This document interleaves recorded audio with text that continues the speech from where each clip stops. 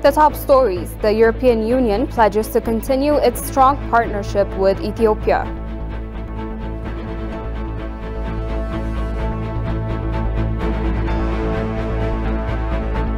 And China holds an intensive drill prior to Taiwanese president's meeting with U.S. official.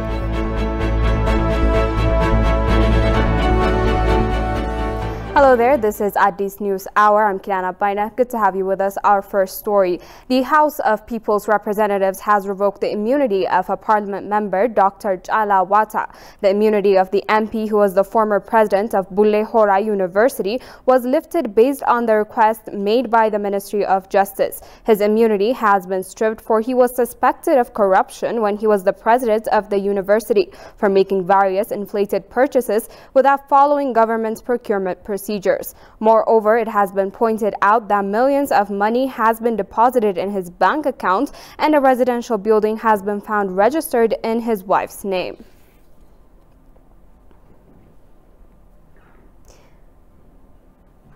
The House of People's Representatives of Ethiopia has today approved the nomination of Lelise Desalegn, a new president of the Federal Supreme Court. On its 13th regular session, the House also approved the nomination of Zahira Umar Ali as deputy president of the Federal Supreme Court. The latest appointment came following the resignation of the former president and deputy president of the Federal Supreme Court, it was indicated. The EU delegation head to Ethiopia, Ronald Kobia, said the EU and Ethiopia are bound together by history, culture, and people-to-people ties of centuries. In an exclusive interview with the Ethiopian news agency, Kobia underscored the union is ready to further strengthen a strong partnership with Ethiopia in development, trade, and investment. Shagaya Matao has the details from MENA. The European Union and Ethiopia have a strong partnership in development, trade and investment, EU head of delegation to Ethiopia, Ambassador Roland Kobia said. In an exclusive interview with Ethiopian news agency, Ambassador Kobia indicated that the European Union and Ethiopia are bound together by history, culture and people-to-people relations for centuries, adding the relationship between Ethiopia and the EU is not a donor-recipient relationship, the ambassador added. You need to add all the cooperation that is given by our member states, and some of them are developing huge efforts to help Ethiopia and to support Ethiopia in a spirit of partnership. So it's not a donor-recipient relationship. It's really a partnership that we are looking at. A partnership that covers political, dynamics, but also development and social considerations. He further mentioned about the 9 billion birr project agreement signed a few weeks ago to support the education and health sector, noting that the cooperation of European Union and Ethiopia will further be strengthened in the future in various sectors. In the next weeks, we will sign another about 9.5 to 10 billion birrs extra for sectors, also in water, IDPs, but also to accompany enterprises.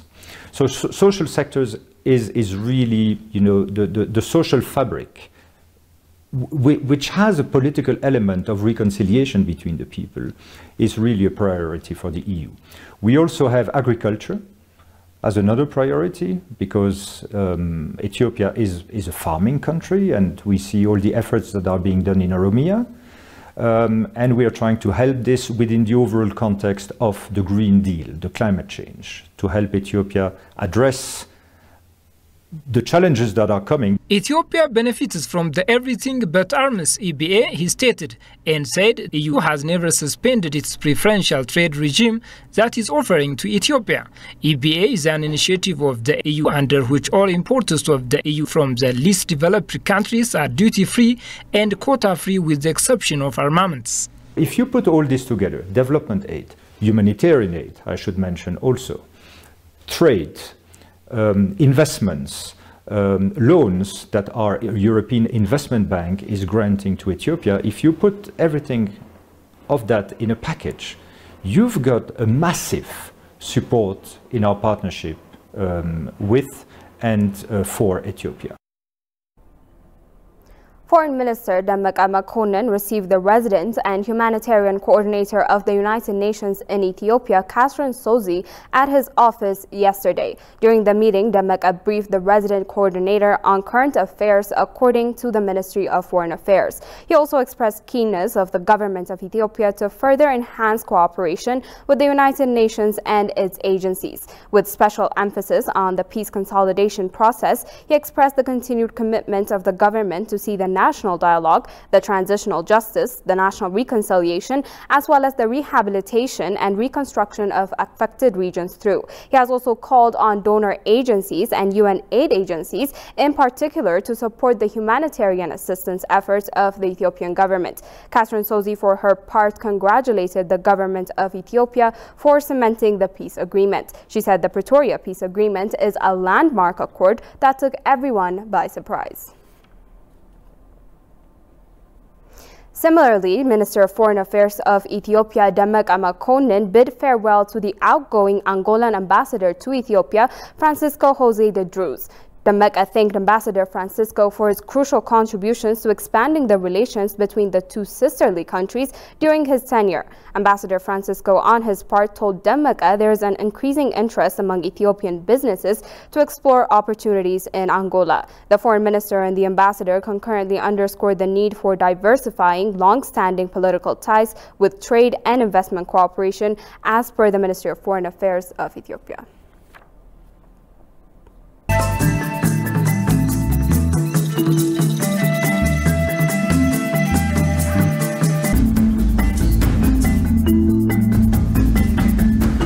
The Ministry of Foreign Affairs of Ethiopia announced that Ethiopian citizens who were in a difficult situation in Saudi Arabia were able to return to Ethiopia in 3 flights on Monday. When the returnees arrived at Bole Airport, they were warmly welcomed by the State Minister of Foreign Affairs, Ambassador Burtukan Ayano. Tigasarnesa presents Anna's file.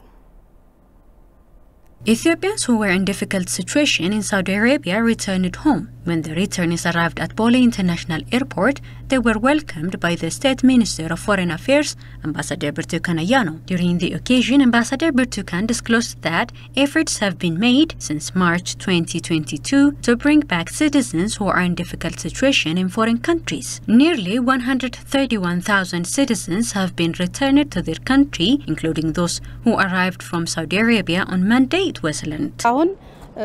ከቅዳችን በላይ ነው ያስመለስነው በቅድ ይዘን የነበረው 102,000 ነው እስከዛሬው ድረስ የመጨረሻው በረራ ነው አሁን እዚህ እየተመለሱ ያሉት የምታዩዋቸው ወደ 131,000 ዜጎቻችንን በሰላም ወደ ሀገራቸው እንዲመለሱ የማስተባበሩን ስራ እንግዲህ ውጭ ጉዳይ ሚኒስቴር ብሔራዊ ኮሚቴውን መርቶ እንግዲህ ዜጎቻችንን ክብርና መብት በሚኖሩበት ሀገር ማስከበር የውጭ ጉዳይ እንደመሆኑ መጣን እኛ አስተባባሪ ነን ግን ሌሎች ተባባሪ ተቋማት በሙሉ መንግስታዊና መንግስታዊ ያልሆኑ ተቋማትም ተባብረው ዜጎቻችን እንግዲህ በሰላም ወደ ሀገራቸው እንዲመለሱ ያስጀመርነው አንድ አመት የፈጀው ቅድ The ambassador went on saying that favorable conditions are being created for citizens to work in their own country, adding that citizens who want to work abroad should only follow the legal procedures as well. Nabisi Yassin, Deputy Commissioner of Disaster Risk Management Commission, explained that government has been working level-based, allocating budget to bring back citizens who were in difficult situations.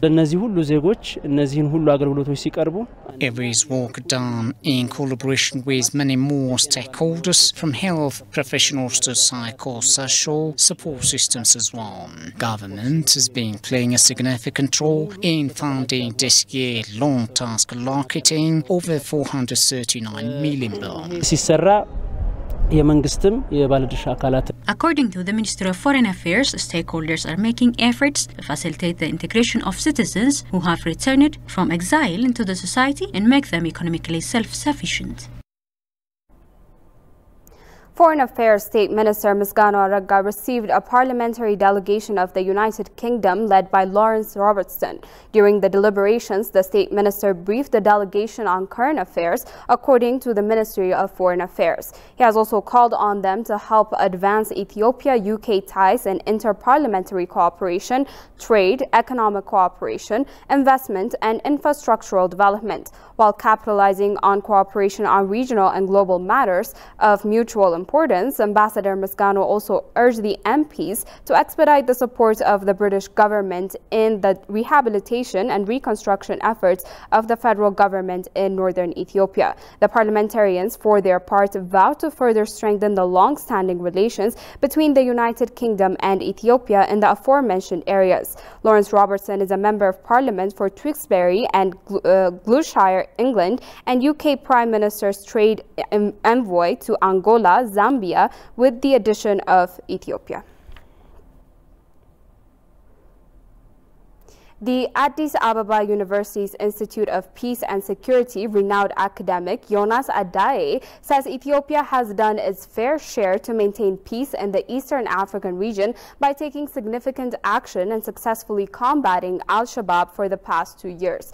The academic also urged the government and all stakeholders to do more to combat Al-Shabaab and other terrorist organizations in the region by working together. Kasaun Janne has more details.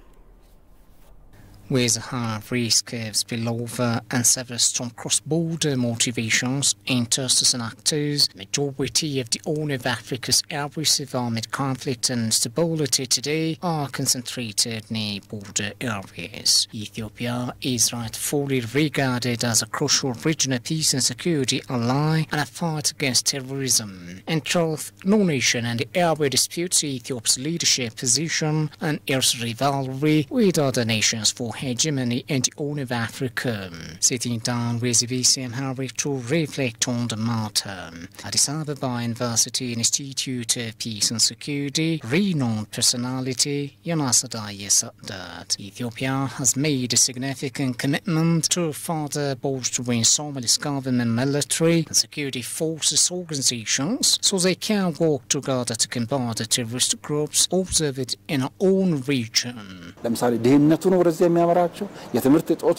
To recognize the issues that have arisen in the whole region is of the utmost significance. For instance, the government of Ethiopia has identified the creation of a coalition of international terrorist groups like Al-Qaeda and ISIS, among other things that require further capacity building and exerting scientific studies throughout the region.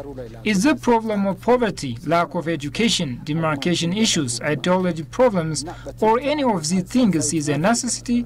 With such creativity, peace and security challenges in the region can thus be readily addressed. The scholar said Ethiopia's involvement in addressing peace and security issues of the neighboring countries was praiseworthy. The whole area has carried out several peace-promoting initiatives in cooperation with AMISOM. This initiative needs to be strengthened to forge a regional community for peace and unite against our common enemies.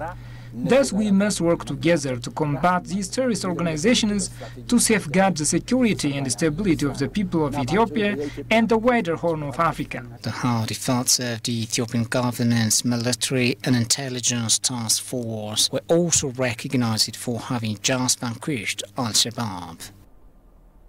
Taking part in combating premeditated crimes is crucial to reduce colossal damage, the Ethiopian Ministry of Justice disclosed yesterday.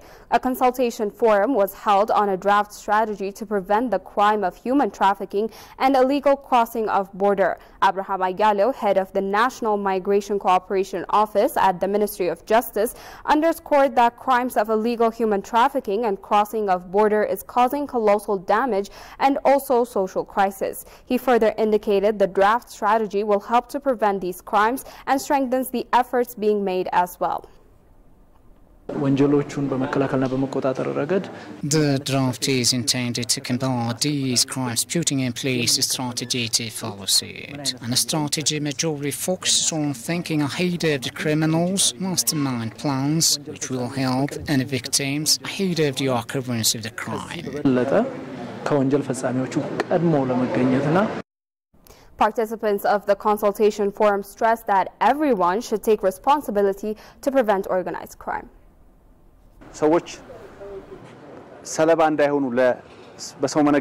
From this draft, one can learn how to be cautious about avoiding becoming human trafficking crimes victim.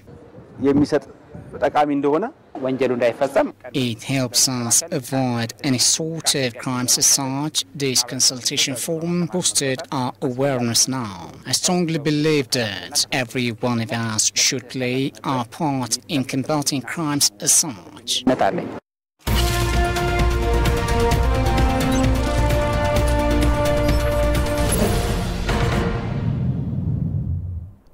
In business, the Ethiopian Customs Commission recognized 193 organizations to benefit from the privilege-approved economic operations program. Dabalik Abeta, the Commissioner of Customs, said the agency is working to streamline its procedures in order to fulfill its obligations. The Commissioner continued stating that his commission has begun developing the recruitment criteria and operating rules for the program of economic operators with special privilege in 2001.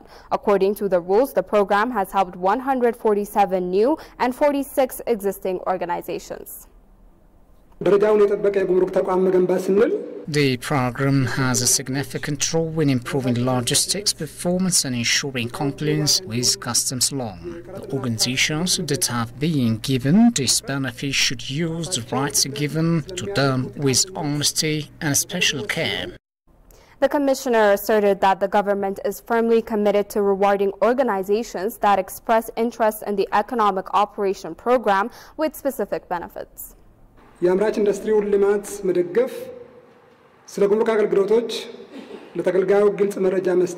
As a government, we are prepared to assist those organizations enjoying special privileges. The service-providing government organizations are prepared to draw up and implement a specified procedure for which advances service supplied by their organizations. For any customs-related needs, businesses participating and the initiative will have access to swift and priority support.